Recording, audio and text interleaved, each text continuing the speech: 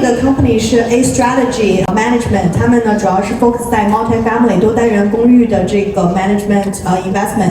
今天呢，他想要给大家分享就是说，他们为什么会 focus 在西部的投资呢 ？Hello. My husband Zach Friedman and I'm Snowy Shi. So today we are going to talk about why we invest in Midwest market. I'm Zach Friedman. I'm the other half of A Strategy Management. So to talk about all these other properties and places we've gone. The reason we invest in Midwest is because of the cash flow and a lot of landlord friendly over there too, compared even in the market in Texas. So, and we can get a stable income and the occupancy is way much more stable than in Texas or the other markets. Didn't hurt that I grew up there and knew it street by street too. So, not all the multifamily is equal to all anymore. A lot of, we already got a lot of information, in Texas market, we have a lot of new constructions coming up each month.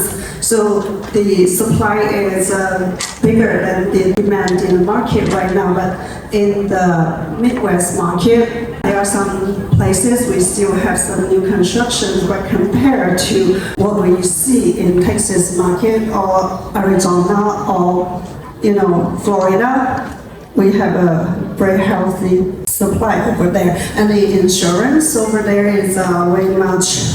We can very predictable. Yeah, we don't expect 100% or 200% increase the next year compared to fire. Yeah, and then also the taxes too. We can know in the next few years that what we need to pay in the property tax and rent growth. We still see some rent growth in our Cincinnati area or Kentucky properties, even in Mississippi. But we even need to lower our rent in Texas. So in our criteria, we like to see we see the income there.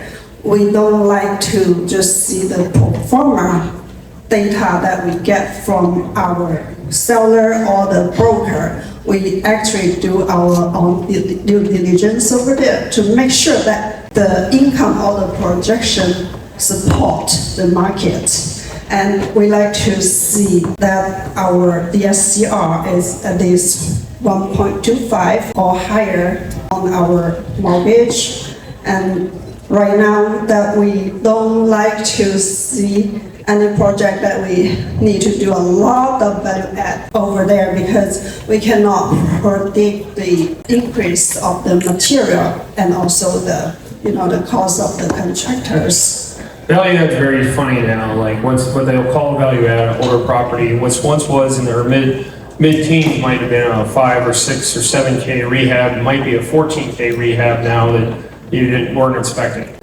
So right now, this morning we were talking about right now we also see a lot of more competition in the Midwest market compared when we just started over there back in 2018. So, but still, compared to some of the market, we still can get we don't get a lot of competitions over there. Well, no, I get offers on the regular for a lot of our properties, but you can still actually find deals that, things size well for Fannie and Freddie Mac over there in Kentucky, Ohio, Mississippi, but you just gotta be selective.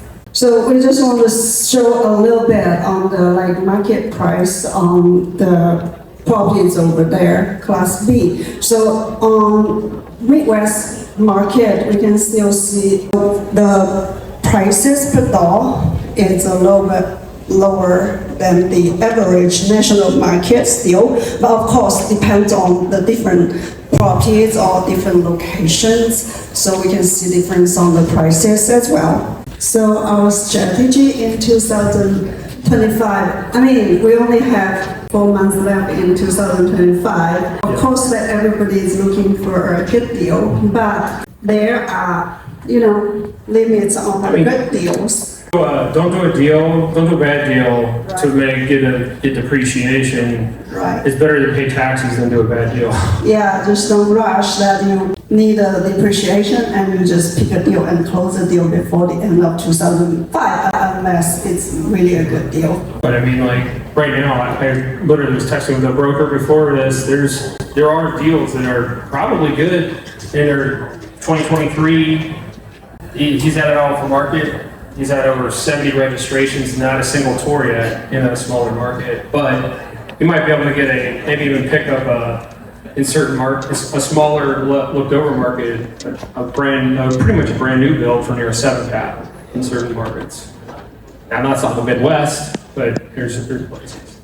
So anyway, like that's a bit, we have some other deals, like, I mean, we've gone to small town Mississippi, Meridian, Mississippi, and we brought a property in 2021, we assumed the loan, and we took that revenue in 2021 from about 110,000 to I just checked it yesterday, to almost 190,000, which was just a really small market, but because their population's stable and there's nothing being built, Right. we could technically we bought that almost like I want to say around 57 a door. I want to say if we were to sell on a 7 cap, it'd be almost 100 a door right now. And that'd be on true actuals. Yeah, and then in that market, both of our properties, they stay full most of the time And like no delinquency. just like zero. Sometimes we might have like $150 delinquency and our managers was like, what should I do? Because there's delinquency over there.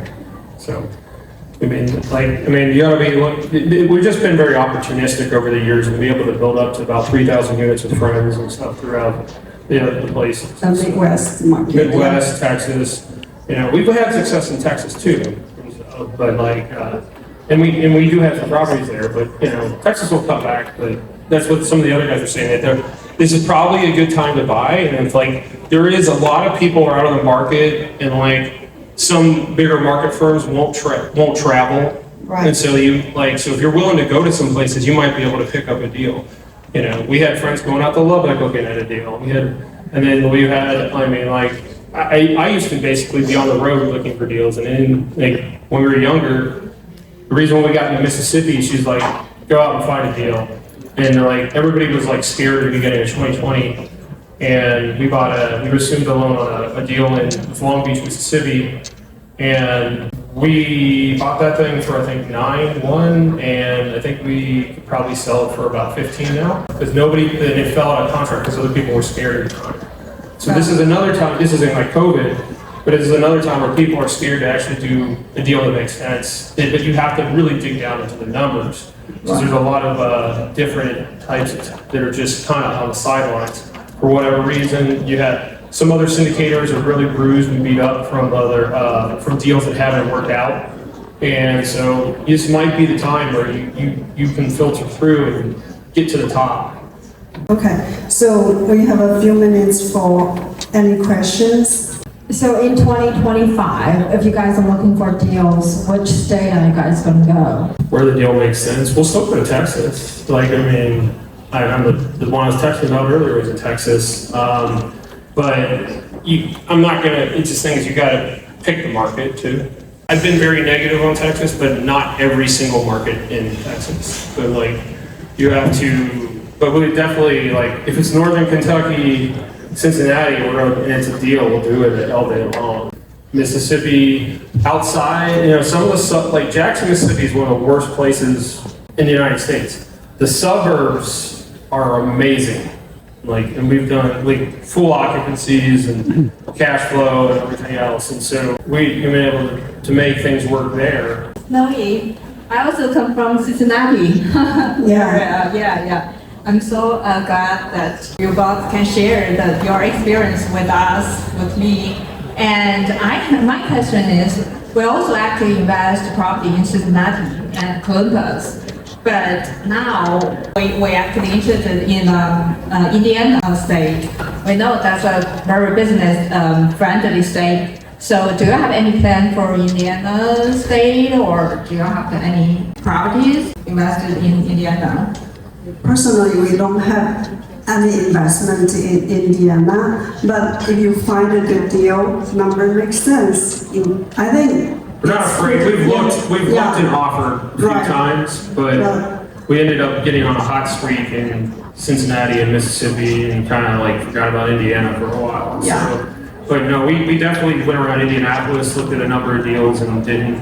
It just, the timing never worked out, but it's not that we wouldn't do it, we just haven't.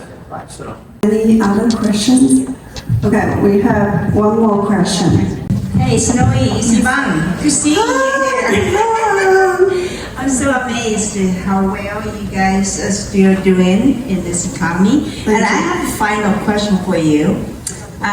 You said you have pretty much zero vacancy in your multifamily. So I wonder what the reason is, and do you think it's the quality of the people overall in the Midwest, or because you got a good manager? Or?